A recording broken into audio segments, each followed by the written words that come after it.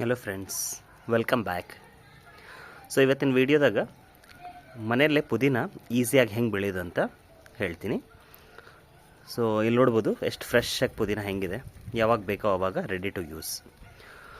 So ಈ ಥರ ಮಾರ್ಕೆಟಿಂದ ತಂದಿರೋದು ಪುದೀನ ಬೆಳೆಸಿರ್ತೀವಲ್ಲ, ಈ ಥರ ಮೇಲಿಂದೆಲ್ಲ ಲೀವ್ಸ್ ಎಲ್ಲ ತೆಕ್ಕೊಂಡು ಓನ್ಲಿ ಸ್ಟೆಮ್ಸ್ ಉಳಿದಿರತ್ತಲ್ಲ. ಸೊ ಇವಾಗ ನಾನೊಂದು ಪಾಟ್ ರೆಡಿ ಮಾಡ್ಕೊಂಡಿದ್ದೀನಿ.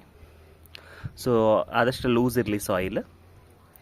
So will start planting it ನಾವು. ಸೊ ಈ ಥರ ನಾಟಿದ್ದೀನಿ.